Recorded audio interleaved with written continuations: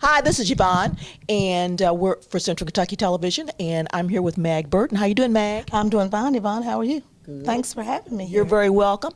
We're going to talk today about Domestic Violence Awareness Month. Getting tongue-tied here. Domestic Violence Awareness Month, and Mag is with the Caring Place. Right. Okay.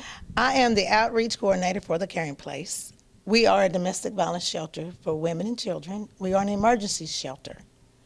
Do you want me to tell you some of the things about? Sure, please do. Okay. A lot of people don't really understand about domestic violence. Okay. I want to talk to you today about financial abuse. Okay. Financial abuse is when you have a spouse or a significant other who decides that they can run the purse strings. Oh. They take your paycheck, your Social Security check, any kind of incoming money that comes to you, they feel that they have the rights to take it. Okay. They also, say if you're going to go grocery shopping, they monitor everything that you're spending. They want the receipt. They want the change back. Anything that has anything to do with the money, it's their money. Your paycheck, everything is your money, their money. A lot of the women that come into our shelter, they don't know how to balance a checkbook. Oh. They've never been in charge of anything.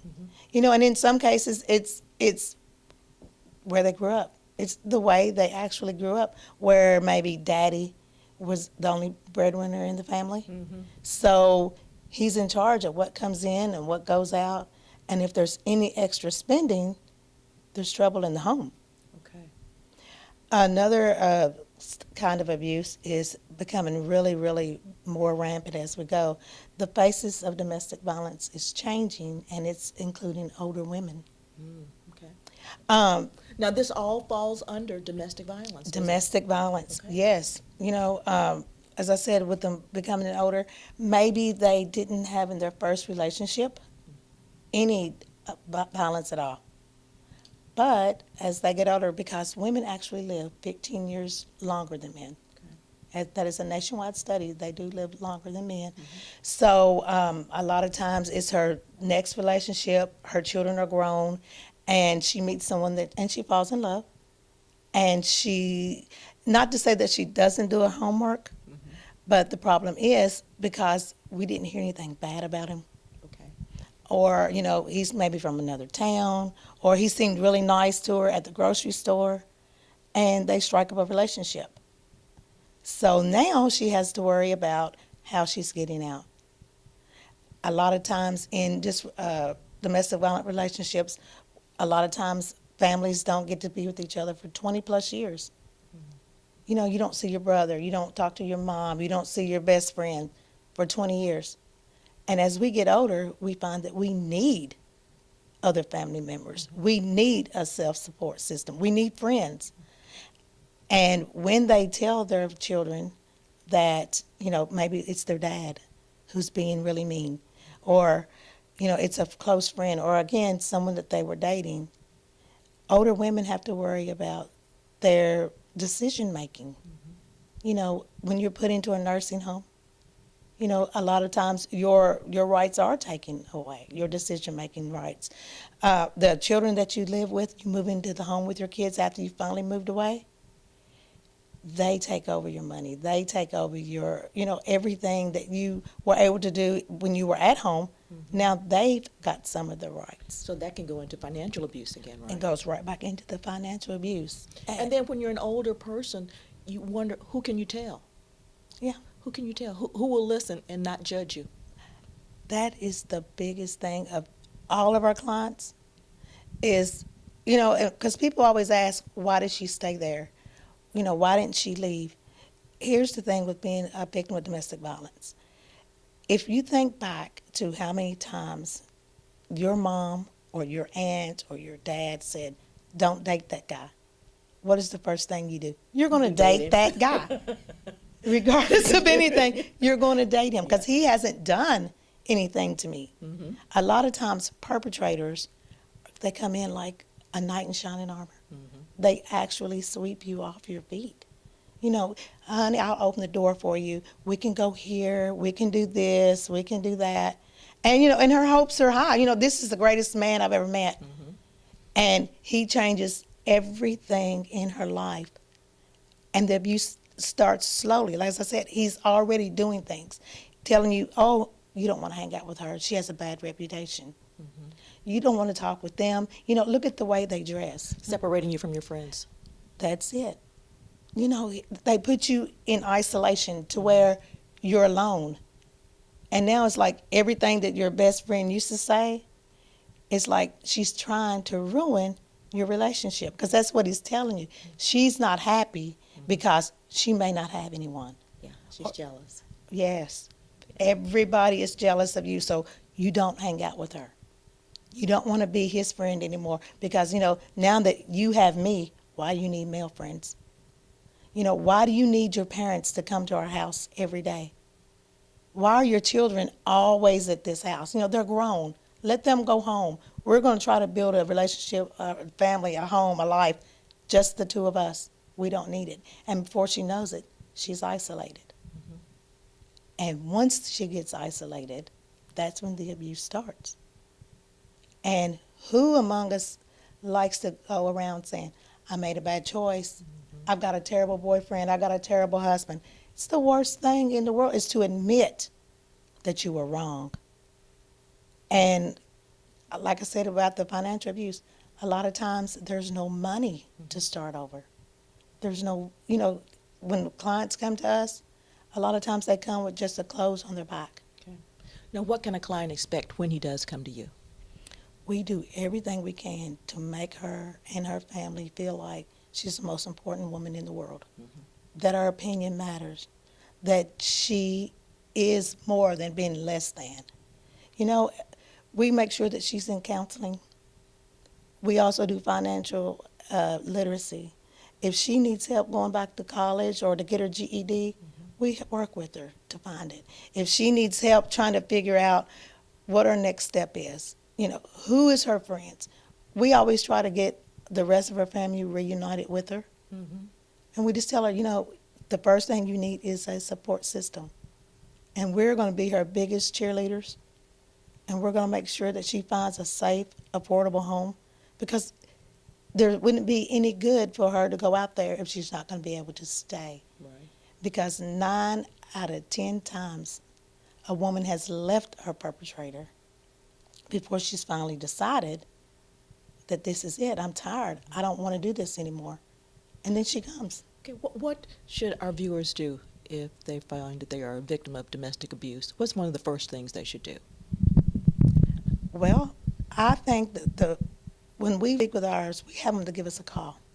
And we chat with them on the phone, and we talk about, you know, the pros and cons. Maybe she's undecided for sure. You know, if you grew up in a domestic violence situation in your home, you think it's normal. So again, call us. We'll talk with you, and if you can't get out, then we'll contact the police, and then they will come and get you. We'll help you file an EPO, so that you can get started on rebuilding your life. Okay. And I know, too, that you have all different types of programs there at the Caring Place that people Right. can get into. And some of the things that you do, you care for them. They have a place to live. Right. And we help her actually for 2 years after she exited our facility. So she has time, you know, it's a friend, somebody that's still in your corner when you leave. And if it's not anything but just to pick up the phone and say, hey, you know, or like I said, we help her financially when she leaves, emotionally, spiritually. And like I said, it's just knowing that there's somebody on the other end of the phone. We tell our clients, come visit us. Because when they come, like I said, they come with just a shirt, sometimes on the back, and a few pennies in their purse. We're going to help her find a home. Okay. We're going to help her find a job. I know that you help the children as well. Yeah, we do. We do a lot of things. We have an after-school program that we work with, you know. We contact the schools and let them know that we're here. And if there's anything that we can do to help them with the child, we do that. We make sure that our children are receiving counseling, that they are in after-school extracurricular activities. So they can feel just like everybody else. Yes, Yes, yes, yes. You know, I mean, we have a counselor that comes to the shelter also, but we just make sure that that child isn't alone. And we ask again for the public. We ask the public for a lot of things, and it's maybe a backpack to start school, school clothes, shoes, extra money to join the extracurricular activities, and we take them back and forth to them. Okay. Yeah. And I know that you also have the Caring Closet where, and that's a program there where donations are sold and the proceeds are returned to you. Right, and it's great because, like I said, it's sold to the public, and if there's someone there that needs help, because the women that work there at the caring closet, they're always there listening, there to help, and they also do referrals from there to the shelter. Okay. So, you know, it's a great program. We use the closet as sometimes our outreach center, so that just the other day, you know, one of the workers that was there saw a lady just crying in the corner, and she called us and said, "This woman needs your help." Yeah. So, I mean, we, like I said, if it's you or anyone you know who needs our services, just call us at our 800 number, and we will help you get the rest of your life put back together. Give us that 800 number. 1-800-692-9394, or the local number is 270-692-9300. Okay, now I know for a program like that, it has to be funded. How do you guys get your funds? Okay, the Caring Place is a private domestic violence shelter. So we have to depend on individual donations, we do grants, and we contact foundations. Now, our local government helps, but we don't get anything from state and federal. So again, we have to ask the good people in the counties that we service, which is Marion, Taylor, Nelson, and Washington. They help us. I mean, if we call on anyone, they're there. That's So, help. oh yeah. It's Well, a I know big that you're deal. getting ready to have a couple of fundraisers. Right. Okay, this Friday at Kroger from 10 to 1, we are having a cookout. I call it a cookout. Some say barbecue. But the Cattleman's is cooking for us. Oh, okay. Oh, yeah, and it's ribeyes and hamburgers. And like I said, it's 10 to 1. If anyone wants to come or make a delivery, we're going to do the deliveries and everything, too. A plate is $10 ribeye plate and $8 for a hamburger plate. Okay, and then I know that you have another fundraiser after that coming up. Oh, yeah. That's next Friday on the 20th. It's St. A. It's Bunko. It starts at 7. The doors are opening at 6. And it's $10 to play. And we'll have plenty of food, lots of prizes. So we hope everybody comes out to that, 2 too. weeks in a row. And those funds will be used for? Okay, we're going to use our funds. We've got 4 families that's getting ready to move. Oh, okay. Yeah, and we want to actually have them where they can get into their safe homes by Christmas. So our big push is to help them get everything they need, first month's rent and deposit, utilities, that important Christmas tree. Yes. You know, and it is important. The Christmas tree is important. Very important. We've had children that have been there at Christmas time, just so upset, and they'll say, "Was Santa Claus behind me this year?" Yeah. It's heartbreaking. It really is. But, I mean, you know, those are some of the things that we do have coming up for this month.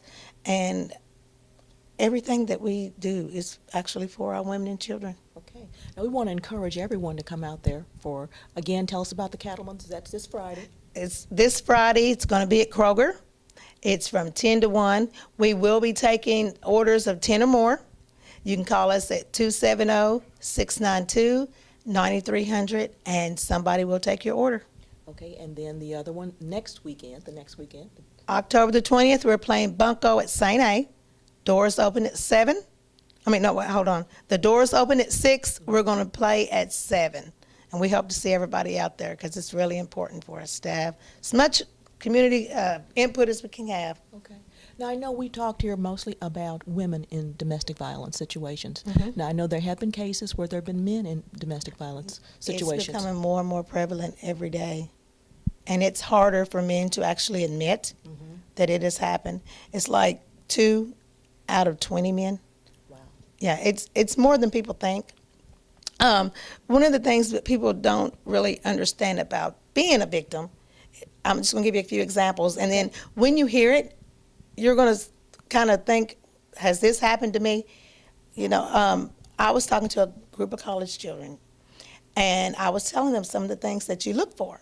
Mm-hmm. If you have a boyfriend or girlfriend who calls and texts you more than 5 times a day, and you have to contact or text them immediately, or they call you, you have to call them the first thing in the morning because they've got to hear your voice. And you have to call them again before they go to sleep because they've got to hear your voice. And if you miss, then there are, you know, actions. Actions. And I'm not saying being hit on, it's emotional. You know, well, you don't love me. You don't care about me. Why didn't you call? I called you 8 times a day. I called you 25 times a day. No one should be calling anybody 20, 30, 40 times a day. Okay. That's control. Yeah. If your significant other tells you, I don't like the way you comb your hair. I don't like that haircut. I don't like those clothes. You know, we don't think at the time.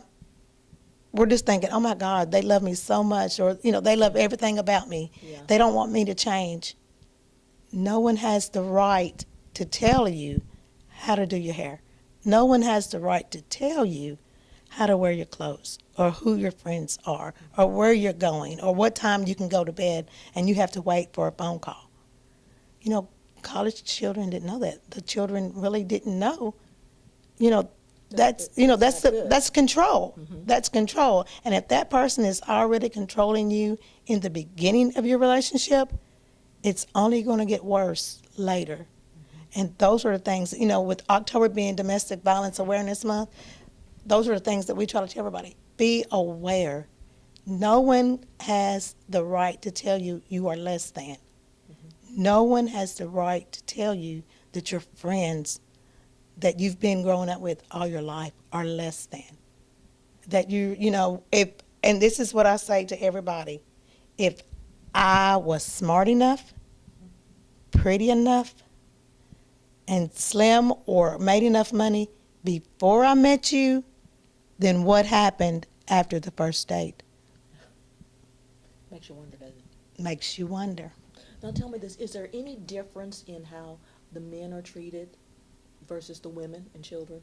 I know, like you said, men are also involved in domestic violence. So how is their treatment done? How are they any different as far as finding them a place to live, a safe place and all that? Well, again, men are kind of embarrassed to admit it. Mm-hmm. But usually when we have a man that calls, mm-hmm. there's like, we call it the underground railroad for domestic violence, uh-huh. because we can't tell where we are. Mm-hmm.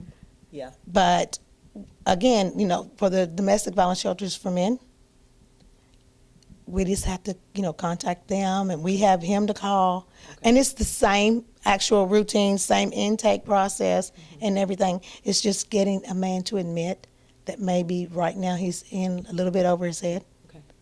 And just going on, because like again, it's not manly. Yeah. That's the thing. They feel that it's not manly. But the few men that I've talked to, it's not manly to feel less than a man either. Mm-hmm. It's not. And if anyone is controlling you and your children, then that's not the person for you or your children. Okay. Give us those telephone numbers again. The 800 number is 800-692-9394. The local number is 270-692-9300. Okay, we want to make sure that everyone attends those fundraisers this week and next week, so give us the details on those again. Okay, on Friday, October the 13th, from 10 to 1, we're going to be at Kroger. Mm-hmm. The Cattlemen will be cooking their great food. It's ribeyes and hamburgers. Mm-hmm. Come on out. You know, we're going to be there. We'll be there. We are taking delivery orders for 10 or more. Just give us a call at 270-692-9300. Okay. And then on Friday, the following Friday, on the 20th, we're having Bunko, and it's at St. A. Doors open at 6. Game starts at 7. Games, food, prizes, everybody's welcome. Men, women, everything. Okay, now what is the fee for the Bunko? $10. Okay, all right. Well, Well, we want to invite everybody out to those fundraisers this weekend and next weekend. Right. So you've got something to do both weekends. Yeah. Then a month. Come on out and help with the Domestic Violence Awareness Month. Thank you. Thank you so much. I appreciate it. You're very welcome. This has been Yvonne McNary for Central Kentucky Television.